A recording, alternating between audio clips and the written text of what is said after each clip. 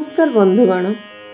अर्जुन मनरे कुटुंब मानकर मरण आशंकार शोक थिला और गुरुजन माननकु मारिबा जनित पापर भय थिला। कुटुंब जनक वियोग होइगले सेमानक अभाव दुख भोगिबाकु पड़िबो। एहा थिला शोक ओ पाप हेतु परलोकरे नरक जंत्रणा भोग करबाकु पड़िबो, ताहा थिला दुख।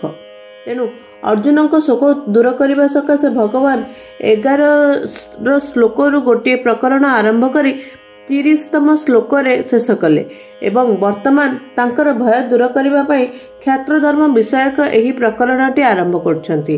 आज आमे श्रीमद् भगवत गीता चैलेंज 41तम दिन रे आमे युद्धर लाभ विषय रे भगवान कौन वर्णना करछंती ताहा आमे जानिबा। स्वधर्ममपि चापेक्ष्य न विकम्पितुमर्हसि धर्माद्धि युद्ध श्रेयोन्यत् क्षत्रियस्य न विद्यते।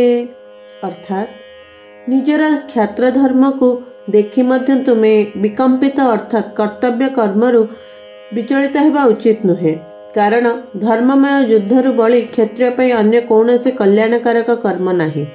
ए जीवात्मा निजे परमात्मांक अंश।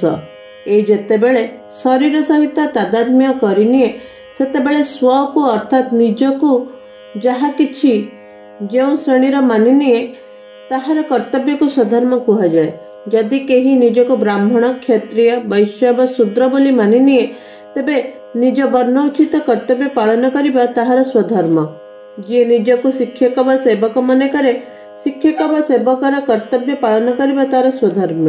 जे निजको काहारी पिता व पुत्र मने करे पुत्र व पितांक प्रति विहित कर्तव्य पालन करिबा तार स्वधर्म।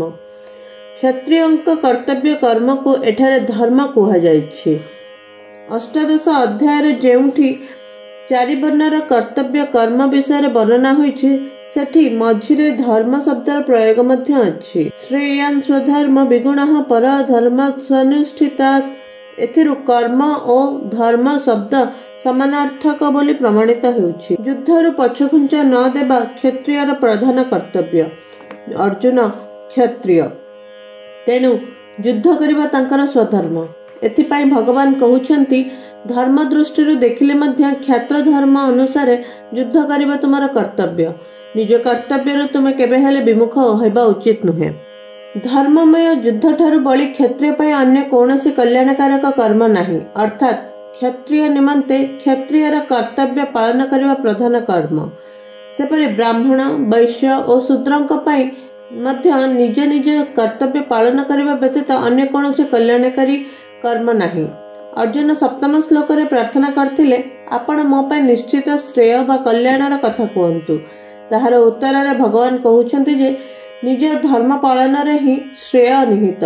कौनसी दृष्टि स्वधर्म त्याग कल्याणकारक नुहे। तेणु तुमे निजर युद्ध रूपक स्वधर्मर विमुख हेबा अनुचित। देह देहीर विवेक वर्णना करि सारी भगवान वर्तमान ठारू 38तम श्लोक पर्यंत देहीर स्वधर्म व कर्तव्य पालन विषय वर्णना करिवे।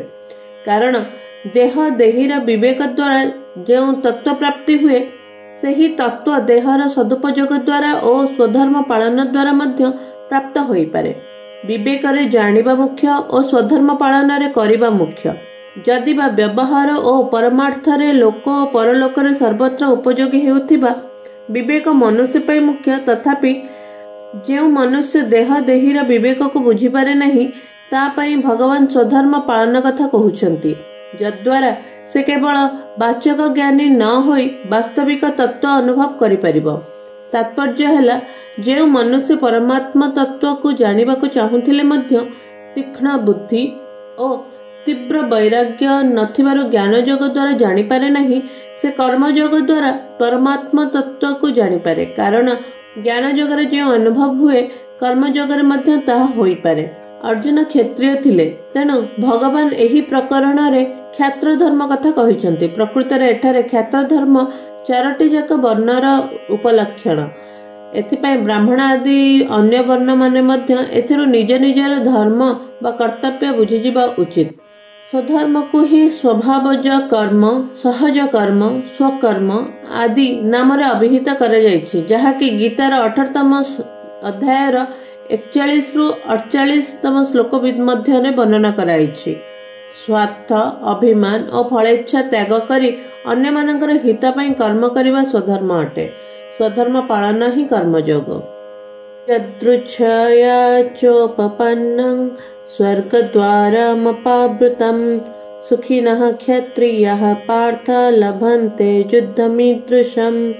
ଅର୍ଥାତ୍ ଆପେ ଆପେ ପ୍ରାପ୍ତ ହୋଇଥିବା ଯୁଦ୍ଧ ମଧ୍ୟ ଉନ୍ମୁକ୍ତ ସ୍ୱର୍ଗର ଦ୍ୱାର ଅଟେ। ହେ ପୃଥାନନ୍ଦନ, ଯେଉଁମାନଙ୍କୁ ଏପରି ଯୁଦ୍ଧ ପ୍ରାପ୍ତ ହୁଏ ସେହି କ୍ଷତ୍ରିୟମାନେ ବଡ଼ ସୁଖୀ।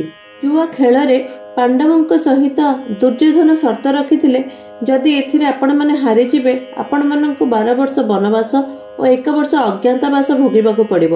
13 ବର୍ଷ ପରେ ଆପଣମାନଙ୍କୁ ଆପଣଙ୍କ ରାଜ୍ୟ ମିଳିଯିବ। କିନ୍ତୁ ଅଜ୍ଞାତବାସ ବେଳେ ଯଦି ଆମେ ଆପଣଙ୍କୁ ଖୋଜି ପାଉ ତାହେଲେ ଆପଣମାନଙ୍କୁ ପୁନର୍ବାର 12 ବର୍ଷ ବନବାସ ଭୋଗିବାକୁ ପଡ଼ିବ। ଜୁଆ ଖେଳରେ ହାରି ଯାଇଥିବାରୁ ସର୍ତ୍ତ ଅନୁସାରେ ପାଣ୍ଡବମାନେ 12 ବର୍ଷ ବନବାସ ଓ 1 ବର୍ଷ ଅଜ୍ଞାତବାସ ଭୋଗ କଲେ। ତତ୍ପଶ୍ଚାତ ସେମାନେ ଯେତେବେଳେ ନିଜ ରାଜ୍ୟ ମାଗିଲେ, ଦୁର୍ଯ୍ୟୋଧନ କହିଲେ, ମୁଁ ବିନା ଯୁଦ୍ଧରେ ସୂଚକ୍ର ମେଦିନୀ ମଧ୍ୟ ଦେବି ନାହିଁ। ଦୁର୍ଯ୍ୟୋଧନ ଏହିପରି କହିବା ପରେ ମଧ୍ୟ ପାଣ୍ଡବଙ୍କ ପକ୍ଷରୁ ବାରମ୍ବାର ସନ୍ଧି ପ୍ରସ୍ତାବ ରଖାଗଲା, କିନ୍ତୁ ଦୁର୍ଯ୍ୟୋଧନ ସେହି ସନ୍ଧି ପ୍ରସ୍ତାବ ସ୍ୱୀକାର କଲେ ନାହିଁ।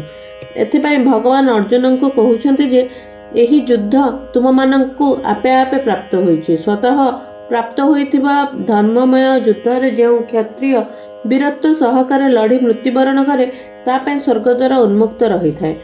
ଏପରି ଧର୍ମମୟ ଯୁଦ୍ଧ ଯେଉଁମାନଙ୍କୁ ପ୍ରାପ୍ତ ହୋଇଛି ସେହି କ୍ଷତ୍ରିୟମାନେ ବଡ଼ ସୁଖୀ। ଏଠାରେ ସୁଖୀ କହିବାର ଅର୍ଥ ହେଉଛି କି ସ୍ୱଧର୍ମ ପାଳନରେ ଯେଉଁ ସୁଖ ଅଛି ସେହି ସୁଖ ସାଂସାରିକ ଭୋଗବିଳାସରେ ନାହିଁ। ପଶୁ ପକ୍ଷୀମାନଙ୍କୁ ମଧ୍ୟ ସାଂସାରିକ ଭୋଗରୁ ସୁଖ ମିଳେ। ଯେଉଁମାନଙ୍କୁ କର୍ତ୍ତବ୍ୟ ପାଳନର ଅବସର ମିଳିଛି ସେମାନଙ୍କୁ ବଡ଼ ଭାଗ୍ୟବାନ ମନେ କରିବା ଉଚିତ। ଜୟ ଜଗନ୍ନାଥ।